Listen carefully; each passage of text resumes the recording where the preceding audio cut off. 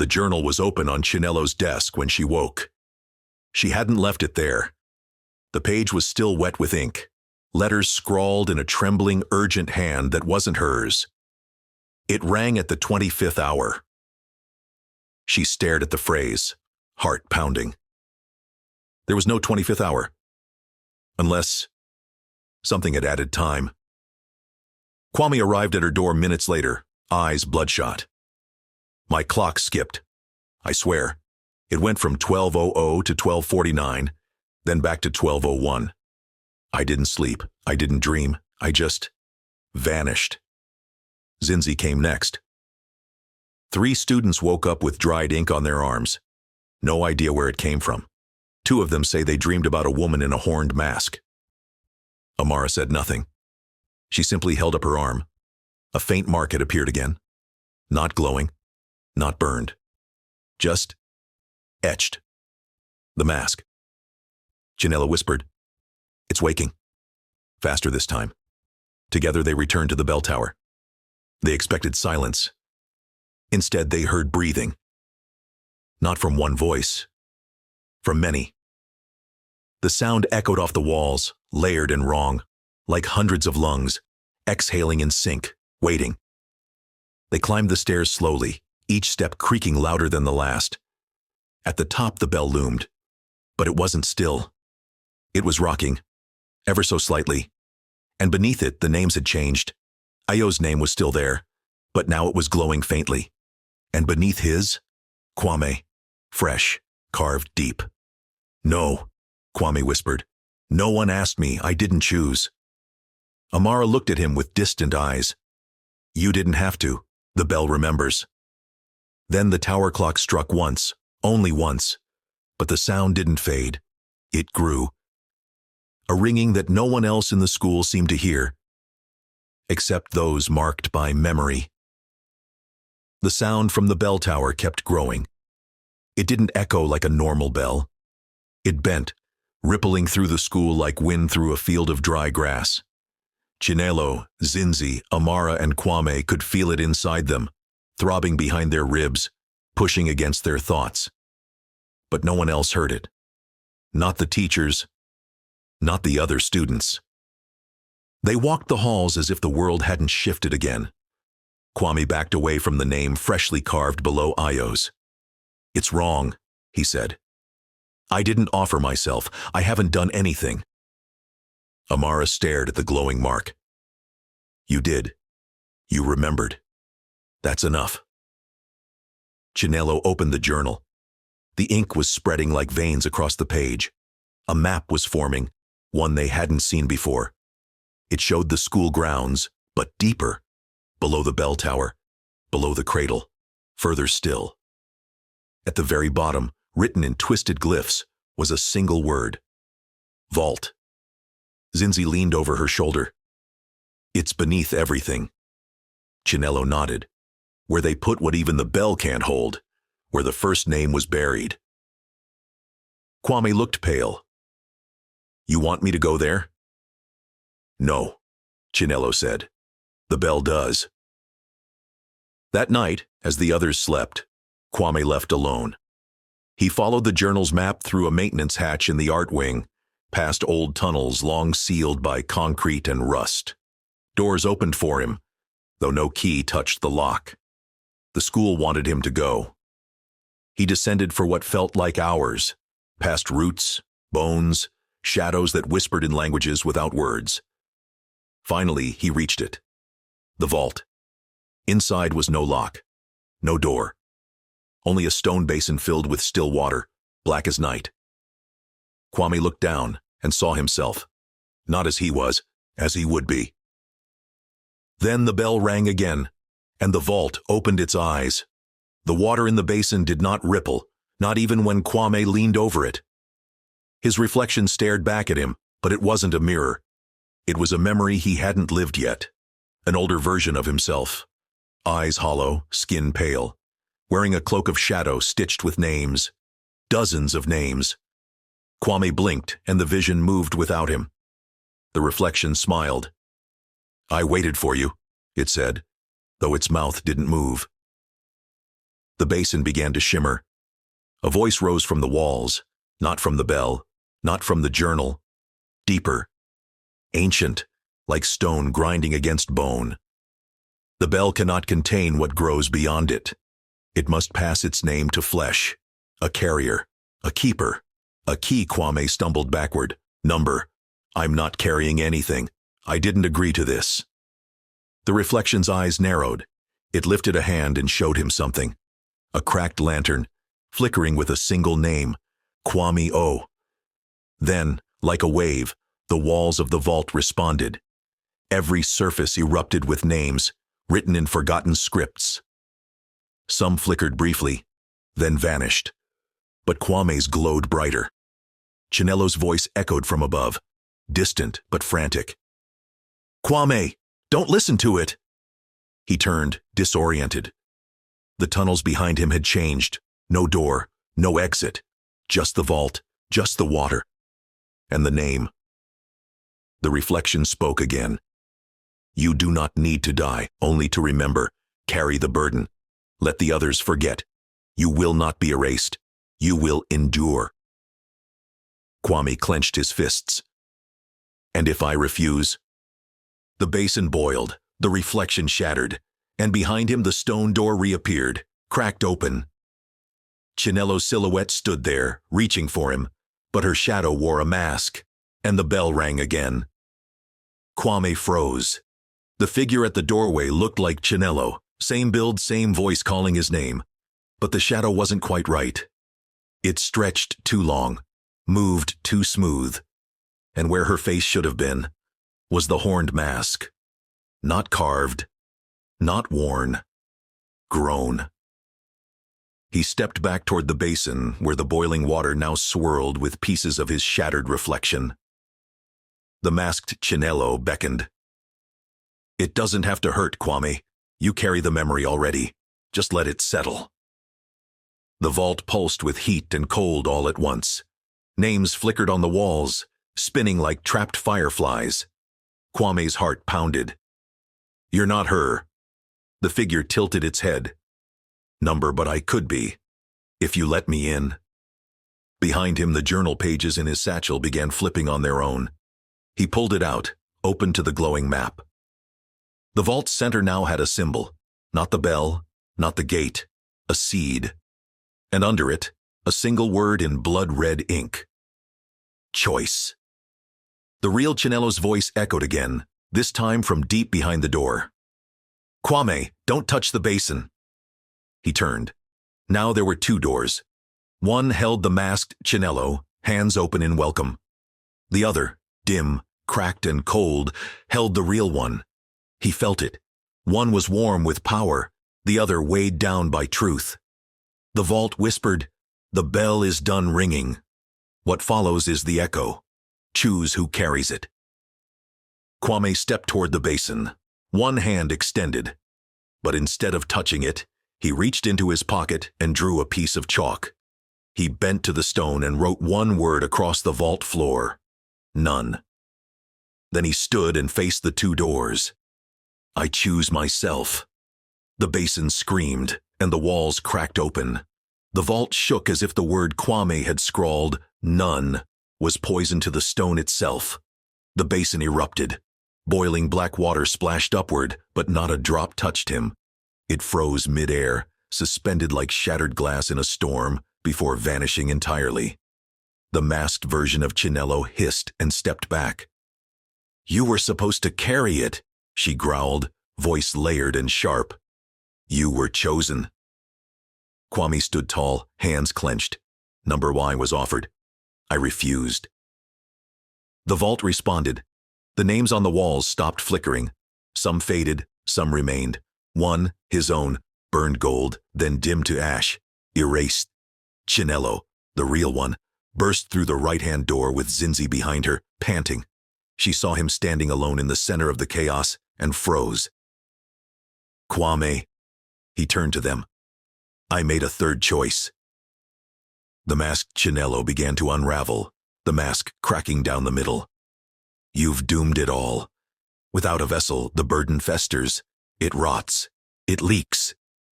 Zinzi stepped forward. Then maybe it should. The vault let out a low, guttural moan. The air turned heavy again, and roots burst from the ceiling, but not black ones. These were silver-threaded, glowing faintly. From the broken basin, a new object rose. Not a bell. Not a mask. A box. Small, wooden, etched with symbols none of them recognized, sealed with wax and bound in thread. Chinello whispered, "It's containment. The curse, the echo, it's been rewritten." Kwame touched the box. "It's a new vessel. But this one doesn't require a soul, it just needs a keeper." The vault rumbled as the doors behind them closed for good. The masked version of Chinello laughed, then dissolved into wind and dust. Above, the bell rang once more. Not a toll, a warning. And then silence returned. For now. The vault sealed behind them with a sound like a breath being held, not slammed, not locked, held. Kwame carried the box close to his chest, the thread around it pulsing faintly with warmth like a heartbeat trapped in wood. Chinello walked beside him, journal clutched tight, eyes alert. No one spoke. Even Zinzi, who always had something sharp to say, was silent. When they reached the surface, the air was wrong. Brighter than it should be. Too still. They emerged into the school courtyard under a sky frozen between dusk and dawn, painted in soft golds and grays, unmoving. The sun hadn't risen, but it hadn't set either. A single bird circled overhead, wings motionless. A flag waved without wind. Chinello's breath caught. "We're not back." Kwame stared upward. "We didn't come up. We came out." From behind them, Amara stepped from the trees. Her eyes weren't glowing anymore, but she looked older. Wiser. She glanced at the box in Kwame's hands and nodded slowly. "You changed the ending." Zinzi frowned. "What does that mean?" Amara didn't answer. Instead, she knelt on the stone path and began drawing something into the dirt, a spiral with 5 circles around it. "The loops are broken," she said. "But that doesn't mean the story stops. Something always tries to start it again, a new version, a new bell." Chinello stepped forward. "Then what is this place?" Amara looked up at her. "It's in between, where the bell decides if it will rest, or ring again." Kwame looked at the box. "And if it doesn't like the choice I made?" "You carry it now," Amara said. "Not just the box, the decision." From somewhere behind the clouds, a low groan echoed. The bell tower was gone. In its place stood a tree, dead, but rooted, watching. The tree stood where the bell tower once loomed, twisted, ash-gray and leafless, its bark cracked like an old wound. No birds perched in its branches, no wind stirred its limbs. It wasn't just planted, it had replaced something. Zinzi stared at it. It grew in seconds. "No," Chinello whispered. "It was always here. We just couldn't see it until the bell stopped ringing." Kwame stepped forward, the sealed box in hand. With every step closer to the tree, the box grew warmer. Not dangerously, not threateningly. Like recognition. Amara touched the bark. "It remembers." Chinello knelt by the roots. "These aren't roots, they're veins." Zinzi tilted her head. "Then this tree is alive." "No," Kwame said, his voice low. "It's awake." Suddenly the ground beneath them pulsed. Once. A beat. A memory. The tree's bark cracked slightly, revealing a hollow space in its trunk just wide enough for the box to fit. Kwame looked at the others. "Do we lock it away?" he asked. "Or let it breathe?" Amara answered with a question. "Do you want it to sleep or to listen?" They hesitated. Then Chinello said, "It's not about hiding it anymore. It's about guarding it, watching it, making sure no one rings it again." Kwame approached the tree and placed the box into the hollow. The roots tightened, gently, like a hand closing around an old heirloom. The tree let out a faint sigh, like a tower exhaling. Then all around them, the sky shifted. The golden twilight became real morning. A bird sang. Time resumed. The school stood untouched. Students filed out for breakfast. Laughter returned to the halls. Only the 5 of them remembered. The bell was gone, but the tree remained, waiting.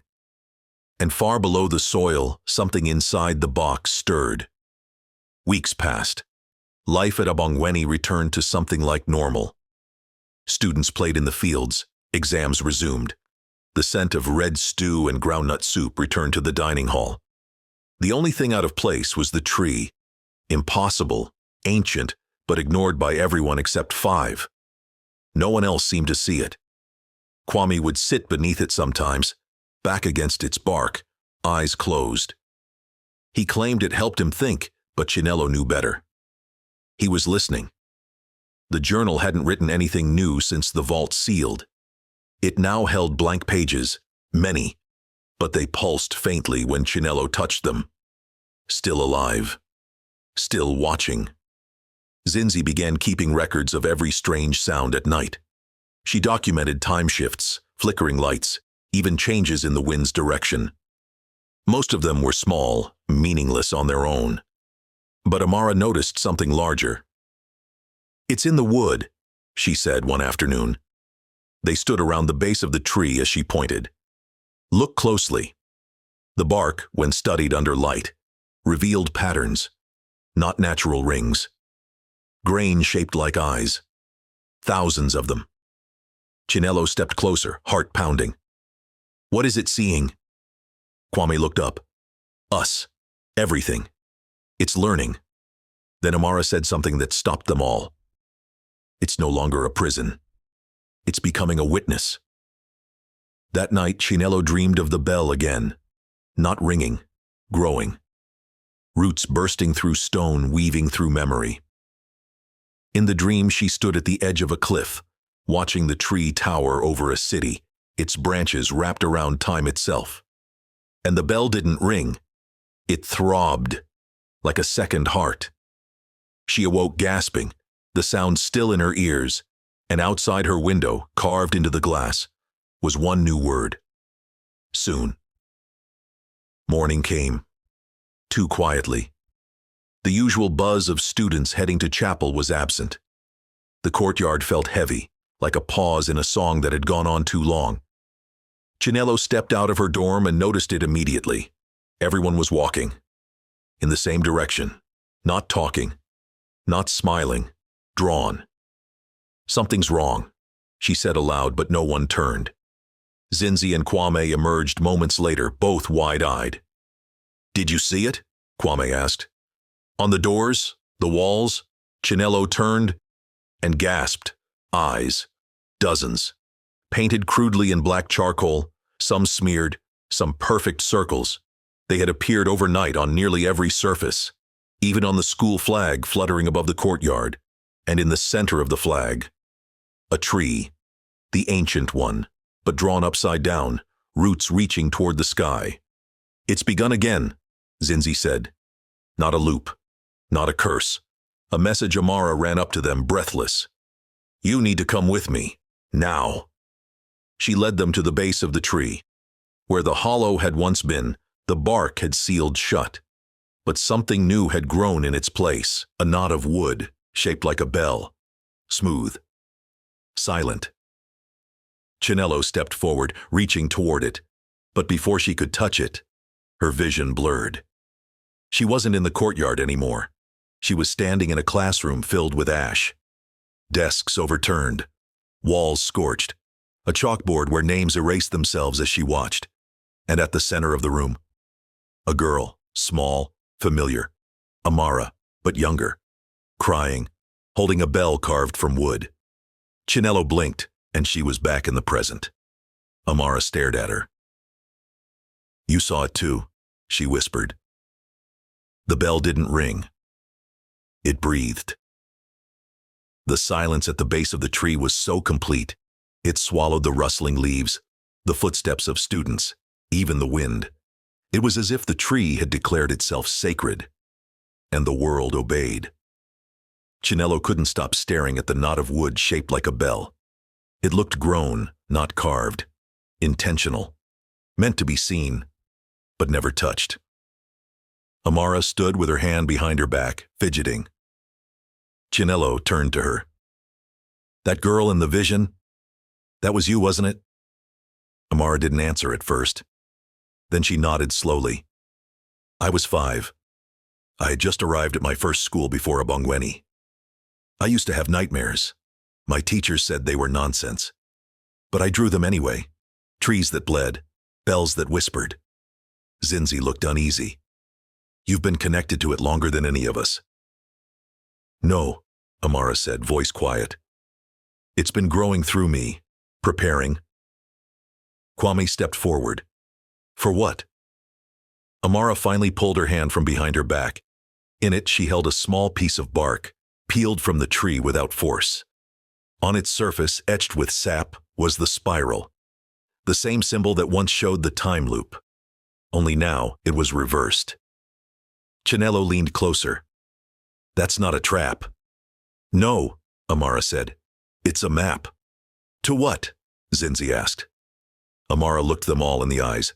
"To the first bell, the one Essie never found, the one before the loops began. The source." They were silent. Then the tree groaned, just once, and the wood bell in its side cracked slightly, and began to glow from within. A faint heartbeat. And far beneath them, the original bell, older than memory, stirred. That night, none of them slept. The piece of bark Amara carried pulsed faintly, a living compass. Every time she placed it near wood, the spiral would glow, then dim. It didn't respond to stone, metal, or glass, only living things. Chinello spread the journal pages across the floor of her dorm, overlaying maps and memories. Most were now blank, except one, a charcoal sketch of a circular chamber, far deeper than the vault, encased in twisted roots. The caption beneath it read, "Where the first bell was sown, not built." Kwame read it aloud. "Not forged. Sown, like a seed." Zinzi traced the spiral again. "The bell wasn't made, it grew." "That's why it keeps coming back," Chinello said. "Why it survives fire, time, sacrifice. You can't destroy a curse that grows. You can only uproot it." Amara added, "And to do that, we have to find where it was planted." The bark spiral pulsed brighter. "Then let's go," Kwame said. They followed the bark's glow past the school gates and into the forest behind the grounds, where no student was allowed. The air there was thicker, the trees older. The farther they walked, the more the forest bent. Trunks twisted in spirals, leaves shaped like masks, branches heavy with silence. Hours passed. Then the forest opened into a clearing, a perfect circle. At the center, half buried in moss and shadow, was a stone ring. Inside it, soil, rich, black, undisturbed. And at the center of that, a bell, small, wooden, rooted in the earth like a tree stump with bark for metal and vines for chains. Chinello stepped forward. "This is it," she whispered. "The first bell." Then the bark spiral in Amara's hand burst into flame, and the bell opened its eyes. The flame from the bark spiral didn't burn. It hovered, floating above Amara's hand like a golden moth, casting flickering shadows on the trees around them. The forest held its breath. The bell in the soil blinked. Not literally, its surface didn't change, but all of them felt the sensation of being seen, not just watched. "Red." Zinzi stepped back. "It's alive." Kwame nodded. "It always was. This is the seed, the root of the curse." The bell, half grown from the earth, pulsed once. Then it spoke. Not with sound, but through memory. Each of them felt a rush behind their eyes, like a story unraveling in reverse. A village buried long before the school was built. A child, nameless, who wandered into the forest and found something in the soil. The first ring, not heard by ears but hearts. Elders trying to silence it, burying it beneath ash, beneath stories, beneath blood. Easy, much later, drawn to its echo, And through it all, the bell watched. It did not crave sound. It craved remembering. Amara dropped to her knees, tears falling. It never wanted to trap us. It wanted to preserve us. Chinelo knelt beside her. Then why the loops, the masks, the sacrifice? Kwame whispered. Because we didn't listen. We buried our past, and it rang to stop us from forgetting. Suddenly the journal, silent for days, burst open. Pages flipped violently. New ink bled across the parchment. Memory is not a curse, but the silence that follows can be. The forest grew darker. The bell's roots rose, and a single figure formed from the soil beside it, familiar, scarred, and ancient. It was Isi, smiling.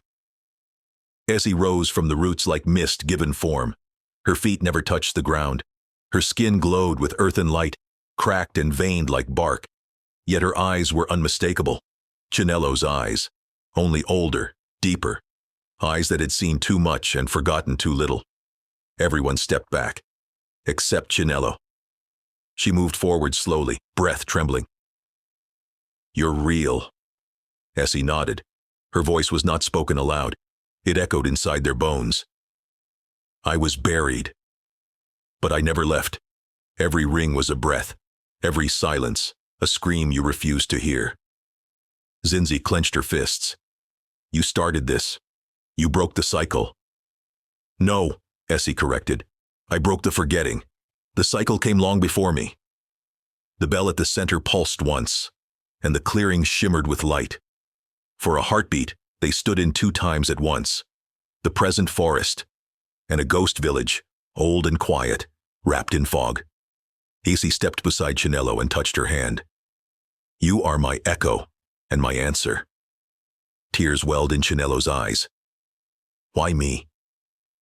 Because you remembered, even when it hurt, even when they told you not to. You remembered me. Kwame looked around. So what now? We found the source. Do we destroy it? Essie turned to him. Number you protect it. Zinzi blinked. Protect the thing that cursed us. It didn't curse you. It preserved you, Essie replied. The bell holds every story no one else wanted to hear. To silence it is to erase yourselves again. Amara whispered. Then what must we do? Essie looked at each of them, then placed her hand on the bell's surface. It rang once, not loud, but the sound rippled through the earth like a heartbeat returning. Tell the story, she said, and do not let them forget again. The sound of the first bell's ring faded like wind drawn into soil, echoing down through the forest floor into the bones of the earth. And with it, Essie began to fade. Not violently, not tragically, peacefully, like a story reaching its final sentence. Chinelo clung to her hand. Don't go. There's more we need to learn. Essie smiled. Number. There's more you need to teach. Kwame stepped forward, the wooden box from the vault still slung over his shoulder. Is this what it was for, to hold the story? Essie nodded. Not just the story, the choice. What to keep, what to carry, what to bury. Zinzi frowned. Then what happens if we do nothing? Let the bell grow wild? Essie's smile vanished. Then silence returns, and when no one remembers, the bell rings louder. Amara crouched beside the first bell, tracing the roots with her fingers. It's still growing. It always will, Essie said, because memory is alive, and alive things grow. The bell pulsed once more. Essie looked at Chinelo one last time. Tell them who we were, not as ghosts, not as warnings, but as voices, as keepers. Chinelo's heart ached. Will I see you again? Essie nodded faintly. Every time someone remembers. Then she stepped back into the roots and vanished. The forest grew still. Even the air was quiet. Then the bark spiral in Amara's hand reformed, fresh, green, and whole. The journal closed itself, and etched into its cover were new words. The first bell does not ring to trap. It rings to awaken. Kwame looked at the others. So, what now? Chinelo turned toward the rising sun. Now we ring it again, on our terms.